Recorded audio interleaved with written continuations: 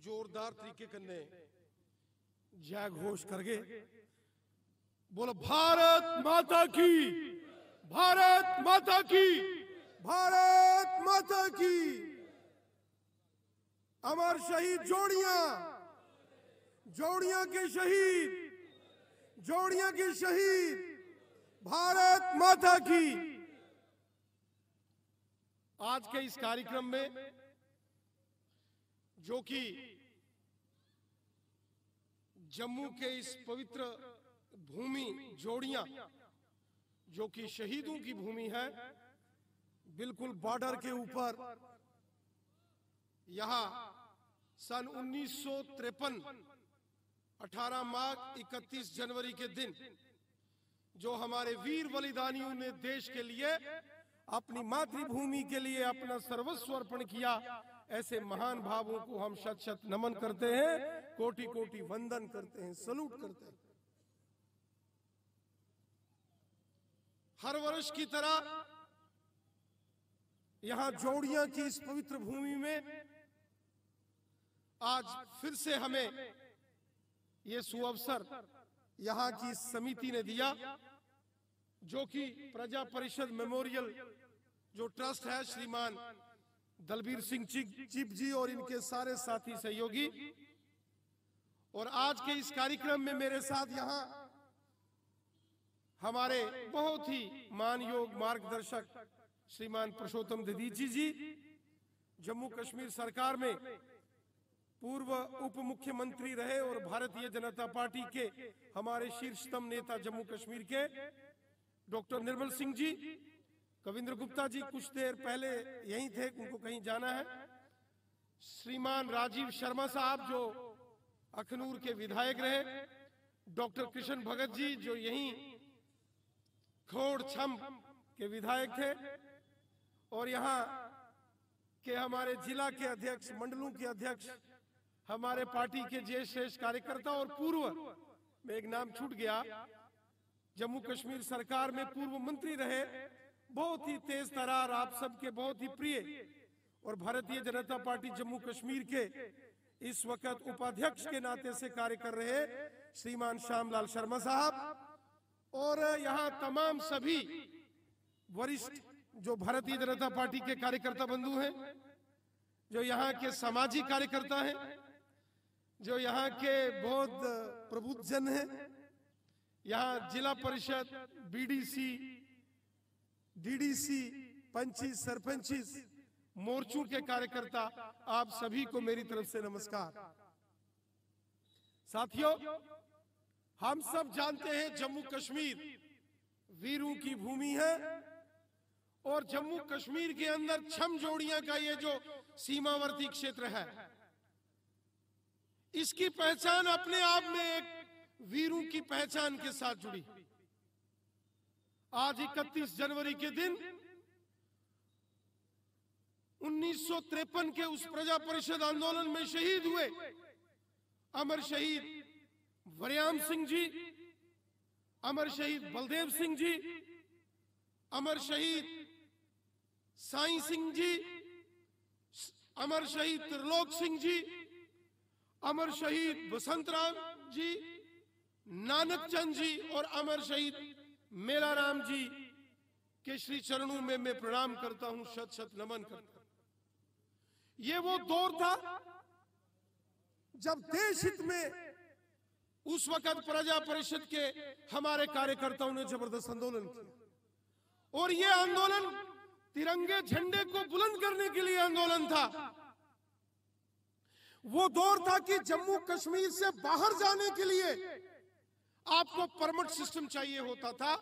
अगर किसी को जम्मू कश्मीर से हरिद्वार मां गंगा जी के दर्शन करने, स्नान करने, काशी, मथुरा, वृंदावन, अयोध्या, द्वारिका, रामेश्वरम, कांची, कामकोठी, अगर ज्योतिर्लिंगों के दर्शन, शक्तिपीठों के दर्शन, चार धाम की यात्रा करने के लिए अगर किसी को जम्मू कश्मीर से बाहर जाना होता था तो लखनपुर पार करने से पहले एक परमिट सिस्टम था, पासपोर्ट बनाना पड़ता था।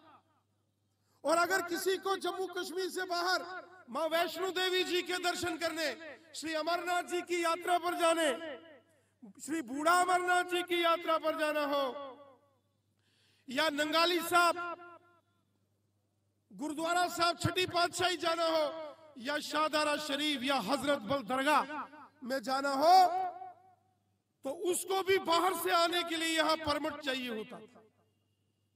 वो परमिट एक प्रकार की परमिशन थी बाहर से यहां आने की और यहां से बाहर जाने की।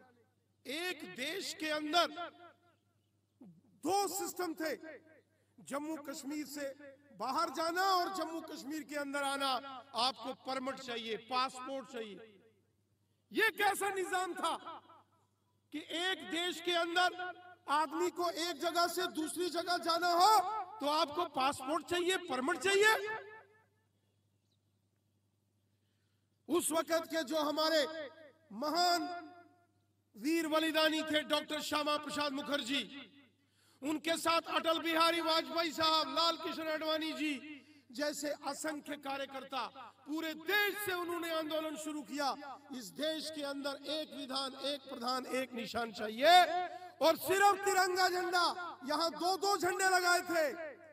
शुरुआत में तो आपको याद है, साइंस कॉलेज के बाहर आप जाओ, आज भी वो स्टूडेंट्स, हमारे विद्यार्थियों के वो शहीदों का स्मारक बना हुआ है। यहाँ हमारे विद्यार्थी तिरंगा झंडा लगाते लगाते उनको गोलियों का निशाना बना दिया गया। और जिस प्रकार यहाँ जोड़ियां के अंदर गोलियां चली, यहाँ हमारे वीर शहीद हुए, इसी प्रकार हमारे वहां सुंदरबनी में, इसी प्रकार हीरानगर में और इसी तरह रामबन के अंदर गोलियां चली। असंख्य हमारे वीरों ने बलिदान दिए। मुझे याद है, सुंदरबनी के अंदर हमारे पूर्वज कहानी सुनाते हैं। वहां उस आंदोलन में दो बहन भाई थे, मेला राम जी, उनकी बहन जब वहां गोली चली, उस वक्त के हुक्मरान शेख मोहम्मद अब्दुल्ला, जिनको दिल्ली के अंदर बैठे उस वक्त के कांग्रेस के हुक्मरान पंडित जवाहरलाल नेहरू की पूरी छत्र छाया में वो यहाँ काम कर रहे थे, उन्होंने आदेश दिया कि तिरंगा झंडा लगाने वालों को गोली मार दी जाए। और श्री मेला राम जी जो सुंदरबनी के अंदर थे, उनके हाथ में तिरंगा झंडा, और वो जब वहां तिरंगा झंडा लगाने वाले थे, गोली चली, वो जमीन पर गिर गए, लहूलुहान हो गए, भगदड़ मच गई। उसी भीड़ में उनकी बहन भी थी। उनकी बहन ने अपने भाई को नहीं उठाया, अपने भाई का शरीर लहूलुहान लथपथ शरीर, उनके हाथ से तिरंगा झंडा उठा के जिस जगह पर भाई तिरंगा लगाना चाहता था, उन्होंने पहले तिरंगा झंडा लगाया, फिर अपने भाई को अपने हाथों में उठाया। ये वो आंदोलन था प्रजा परिषद का जो देश हित में लड़ा गया, जिसमें जम्मू कश्मीर के अंदर देशभक्त लोग इकट्ठे होकर लड़े, चाहे वो हिंदू थे या मुसलमान थे, सिख थे या ईसाई थे, गुजर बकरवाल थे या पहाड़ी थे, डोगरे थे या देशभक्त जो जज्बा रखने वाले कश्मीर और लद्दाख के लोग, जिनको लगा कि यहाँ दो कानून और दो दो झंडे, ये किस लिए? एक देश में दो कानून, एक देश में परमिट, एक देश में दो झंडे। उस वक्त के हुक्मरानों की ये साजिश थी कि आने वाले समय में भारत के और टुकड़े करके देश को विभाजित किया जाए, जैसे 1947 में देश के टुकड़े किए। ये वो लोग थे उस समय सत्ता के अंदर, जो उस समय हुकूमतें तो कर रहे थे, सत्ता में तो बैठे थे, लेकिन एक नंबर के गद्दार थे, देशद्रोही थे। देशद्रोहियों के हाथ में वो सत्ताएं थी, तो उन्होंने देशभक्त और जिनके हाथों में झंडे थे उनको गोलियां लगी।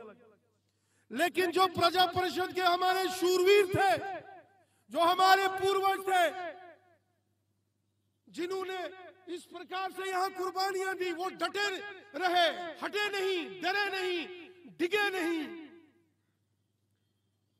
उन्होंने मुसीबतें सही, कष्ट सहे, गोलियां खाई, जेलें काटी, लेकिन देश की एकता और अखंडता के साथ समझौता नहीं। पंडित प्रेमनाथ डोगरा जी हो, महाराजा हरि सिंह बहादुर, जिनके साथ बहुत जुल्म किया गया, ये डोगरू का जम्मू कश्मीर, गिलगित बल्टिस्तान, लद्दाख, अक्साई चीन, ये सब हमारा डोगरू का, डोगरा शासक हमारे राजाओं का ये एक अधिकार क्षेत्र था। लेकिन जब महाराजा हरि सिंह बहादुर ने विलय पत्र पर साइन करके 26 अक्टूबर 1947 को पूरे जम्मू कश्मीर का विलय भारत के साथ किया, वो जवाहरलाल नेहरू दिल्ली के अंदर जो कांग्रेस के नेता थे और यहाँ शेख मोहम्मद अब्दुल्ला थे, उन्होंने षड्यंत्र किया और महाराजा हरि सिंह बहादुर जी को जम्मू कश्मीर से सदा सदा के लिए बाहर कर दिया। महाराजा हरि सिंह जी जम्मू कश्मीर के विलय 15 अगस्त 1947 से पहले भारत में करना चाहते थे, लेकिन जवाहरलाल नेहरू ने शर्त लगाई थी कि आपको विलय करने के बाद जम्मू कश्मीर से बाहर जाना पड़ेगा। महाराजा साहब ने कहा, यह कौन सा कानून है? जम्मू कश्मीर हमारा है, भारत का है, और हर भारत के नागरिक को यह अधिकार है कि वो कहां रहेगा।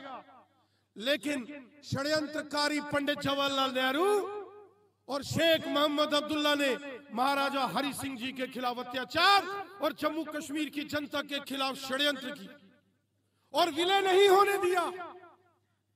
और जब 22 अक्टूबर 1947 को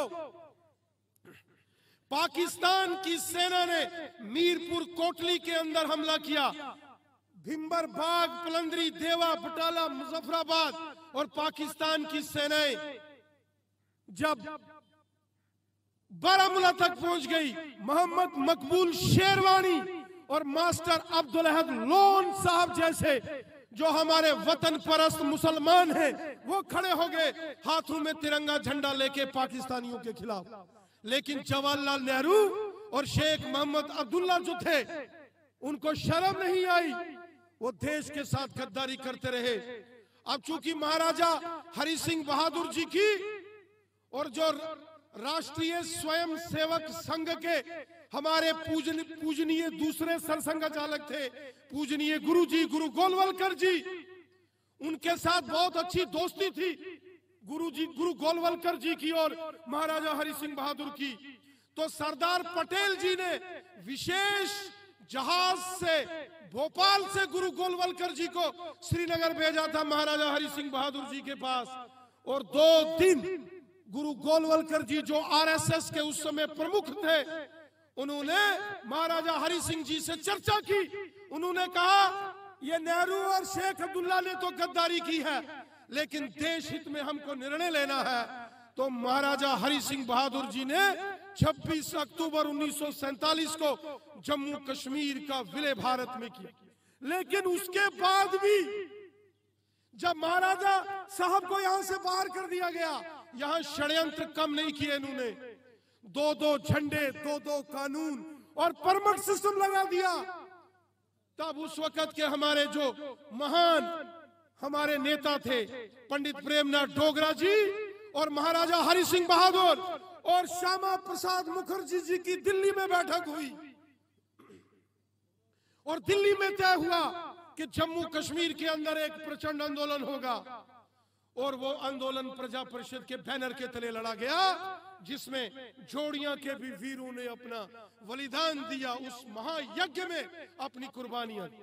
वो उसी प्रकार का आंदोलन था जैसे जंगे आजादी का आंदोलन था। जिस प्रकार हमारे देश के क्रांतिकारी वीरों ने अमर शहीद चंद्रशेखर आजाद, भगत सिंह, सुखदेव, राजगुरु, अशफाक उल्लाह खान, तात्या टोपे, वीर सावरकर, मंगल पांडे और डॉक्टर हेडगेवार जी, रानी झांसी जैसी वीरांगनाओं ने अपना सर्वस्व बलिदान करके देश को आजाद कराया, उसी प्रकार प्रजा परिषद के आंदोलन के अंदर भी महाराजा हरि सिंह बहादुर और पंडित प्रेमनाथ डोगरा जी के नेतृत्व में श्यामा प्रसाद मुखर्जी जो जनसंघ के अध्यक्ष थे, उनके नेतृत्व में जो आंदोलन चले, ये भी उसी प्रकार का एक आंदोलन था जो देश हित में था, जो भारत के लिए था, भारत माता के लिए था और मान सम्मान और स्वाभिमान के साथ जम्मू कश्मीर में तिरंगा झंडा फहराने के लिए।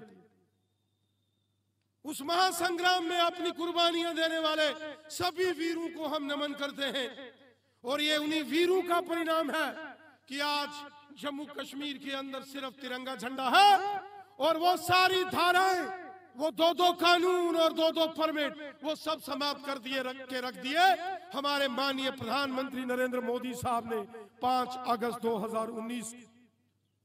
वरना ये धारा 370, 2-2 झंडे और 2-2 कानून, ये एक ऐसे निशान थे, ये साजिशें थी कि भविष्य में आने वाले समय में देश का विभाजन करने की एक और विभाजन हो, इस प्रकार के ये षड्यंत्र थे।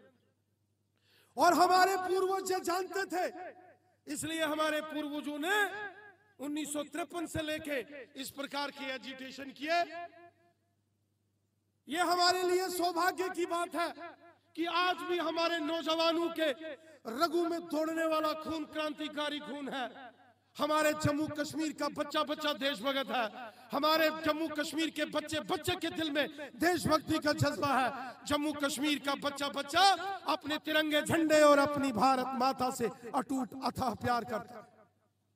यही हमारे पूर्वजों ने, यही हमारे बलिदानियों ने हमें सिखाया है।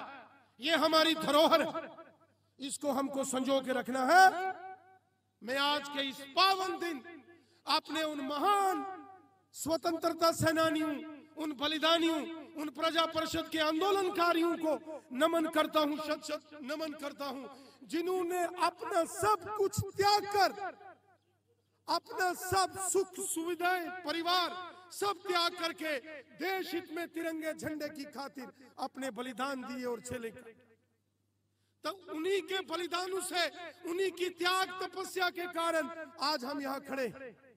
मैं ऐसे महान क्रांतिकारी विचारों के हमारे पूर्वज और बलिदानियों को नमन करता हूं। मैं नमन करता हूं भारतीय सेना के जवानों को, जम्मू कश्मीर पुलिस के जवानों को, SSB, ITBP, BSF, CRPF, Assam rifles, SPOs, VDCs के लोगों को, जिन्होंने अपने अदम्य साहस, शौर्य, पराक्रम और बलिदान के दम पर देश की स्वतंत्रता को मजबूत दी, जिन्होंने सीने पर गोलियां खाई और देश का तिरंगा झंडा हमेशा बुलंद रखा। मेरे नौजवानों, मेरे साथियों, मेरे दोस्तों, ये चुनौतियां, ये चैलेंजेस खत्म नहीं हुए। हमारे आस पड़ोस में, हमारे बगल में 2 ऐसे पड़ोसी मुल्क हैं जो हमेशा हमारे लिए खुरापाती चालें चलते हैं। एक तरफ पाकिस्तान है और दूसरी तरफ चीन है। ये हमेशा हमारे देश के खिलाफ षड्यंत्र करते हैं, लेकिन जब तक एक देशभक्त इस देश के अंदर है, वो सेना का जवान हो, वो हमारे पैरामिलिट्री फोर्सेस के जवान हो, वो जम्मू कश्मीर पुलिस के जवान वीर हो, वो या इस देश के वतन परस्त, हुब्बल वतनी का जज्बा रखने वाले यहाँ के लोग हो, हमारे देश का कोई बाल बांका नहीं कर सकता। लेकिन हमको सजग रहना है, अलर्ट रहना है और हमेशा अपने देश के लिए, अपनी मातृभूमि के लिए कार्य करना है। हमारे देश के पूर्व प्रधानमंत्री अटल बिहारी वाजपेयी साहब ने कहा था, उन्होंने कहा था, भारत कोई मिट्टी का टुकड़ा नहीं है। ये देश, हमारा भारत, ये कोई मिट्टी का टुकड़ा नहीं है, ये एक जीता जागता राष्ट्र पुरुष है।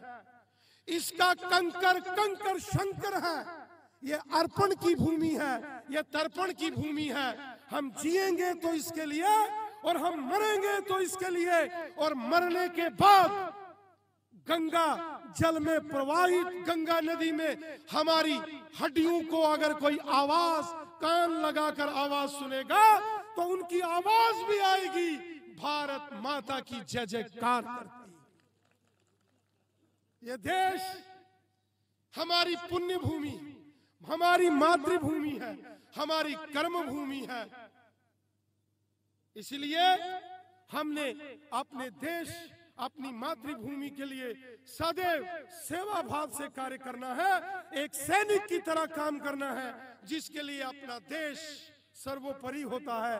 मैं आज के इस दिन अपने महान शहीद वीरों को नमन करते हुए, उन्हें श्रद्धांजलि देते हुए बस इतना ही कहूंगा कि हमको हमेशा अपने देश के लिए, अपने झंडे के लिए हमेशा सैनिक बन के काम करना चाहिए, जो हमारे पूर्वजों ने हमें सिखाया है। जय हिंद, जय भारत।